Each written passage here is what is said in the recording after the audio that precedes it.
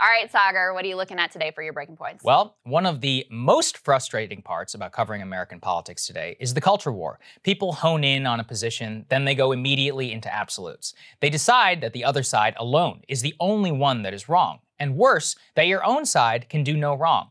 The culture warification of politics kills nuanced debate. It kills the ability to understand complete problems, and worse, it allows nothing to get done in Washington. And when nothing gets done, that alone is a massive in-kind donation to the oligarchic elite of America.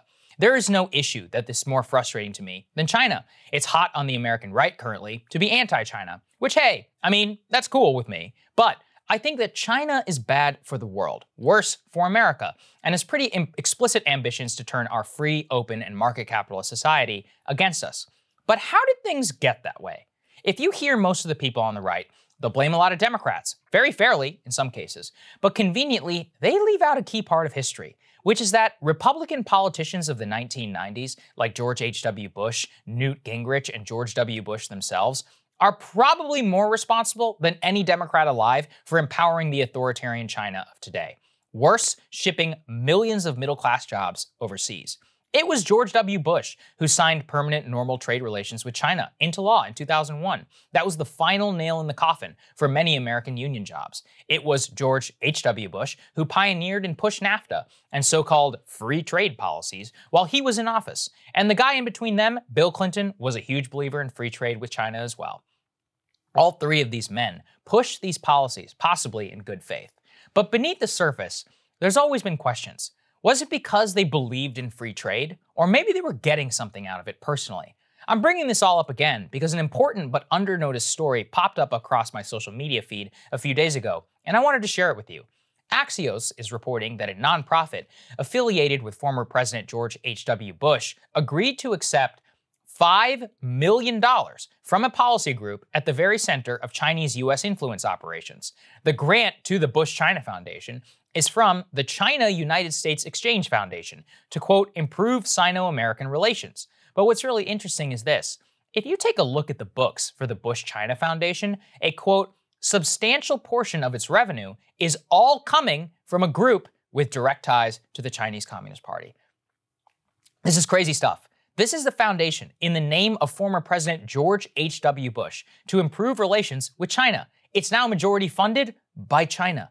It's crazy. But it's actually not so insane once you look even deeper under the hood.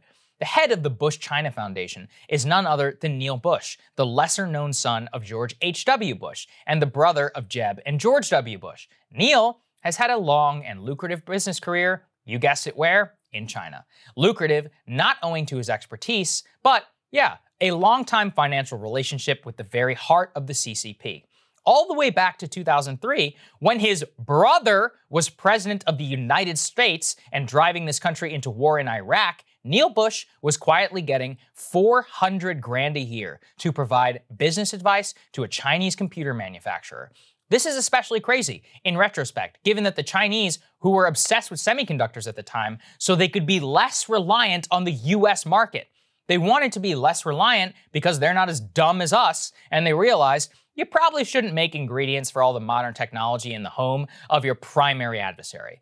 And what better way to learn the ropes than to buy off the President of the United States' brother? Ever since then, Neil Bush has been a longtime Chinese lackey. In 2019, during the Hong Kong protests, he literally appeared on Chinese state TV propaganda to say, quote, one country, two systems has been working, quote, very, very well so far. Yeah, that's while the government was literally slaughtering democracy protesters in the streets. And in 2016, he served as the chairman of a Chinese real estate company, which just so happened then to donate $1.3 million to the Jeb Bush campaign. I'm sure it was just all out of coincidence, right? Look, I'm choosing to highlight the story to take it out of the modern age. It's not just Hunter Biden. Hunter is in a long line of presidential relatives of the last 30 years who have been bought and paid for by the Chinese government. The Chinese know us better than we know ourselves. The only thing you need to play America is to just have money. Our financial, cultural, and political elite have completely sold out to the highest bidder. I keep coming back to this clip that I played on Rising many months ago from Chinese professor Didong Sheng. He just says the quiet part out loud. 那么，这个中美贸易战过程中，他们也试图帮忙啊。据我所知，美方的朋友跟我讲，这个试图帮忙，但是力有不逮啊。但现在呢，现在我们看到拜登上台了，传统的精英、政治精英这个建制派，他们跟华尔街的关系是非常密切的。所以大家看到吧，拜登的儿子被特朗普说你在全球有什么基金公司，发现没有？谁帮他建的基金公司啊？明白吗？这里边都有买卖啊。那么，所以这个 To me, the best part of that clip is when they all just laugh at how transparent the American political system is. Neil Bush, Hunter Biden, Chelsea Clinton, Jared Kushner. If it all starts to meld together after a while, the only way to make things right and to actually make our political system work again is to recognize the immutable and fundamental truth that not only are both parties 100% complicit in getting things to where they are today, but both parties do not have credible answers as to how to get us out of this current morass.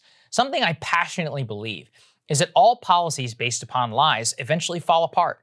The only way to actually correct America's disastrous China policy is to dispel with the fiction that the entire political establishment is not directly complicit with getting us to where we are today.